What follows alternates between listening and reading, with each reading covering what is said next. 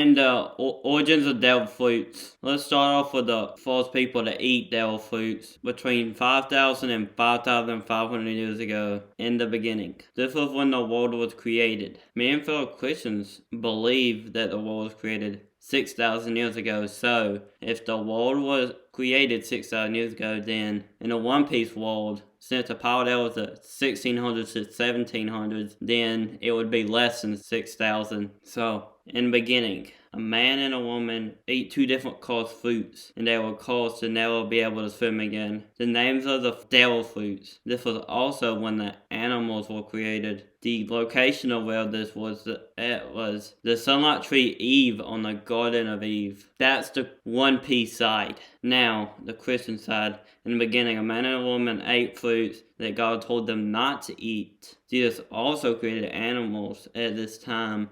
After they ate the fruits, they were cursed with sin. The location where this all happened was the Garden of Eden. And also, a twist happens. Eventually, Eve awakened her fruit, and so did Adam. Adam was the king of the world and was married to Eve. Both fruits were awakened again for a second time between 950 and 800 years ago. 3 names for Joy Boy. Well, I already said the first one, Joy Boy, Sun God Nika, and Binks. And in the Christian, Jesus has 3 names as well. God, the Father, the Son, Holy Spirit. The reason behind the name being Nika is because it's literally in the fruit. Whenever you reread what Who's Who told Jinbei about Sun God Nika, it implies that the fruit was turned into a mythical zone because of Joy Boy, and also what the Gorse said adds to that possibility. Binks. Well, I made a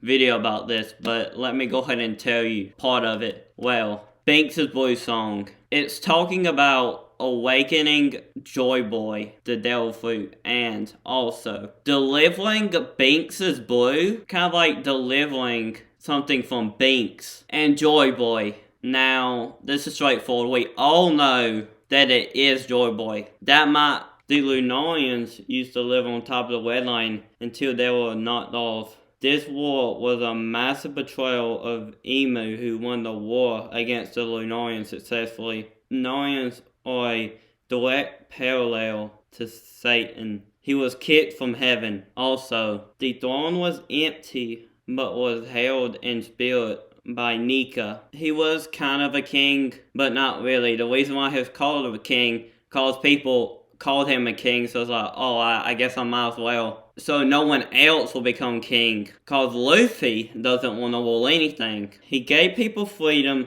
and even fought Emu, so people could be free. That's why he's called the Warrior of Liberation. He liberates the oppressed. When Nika lost, he said, the will of the devil fruit users, more specifically, the zone users, will dethrone you eventually.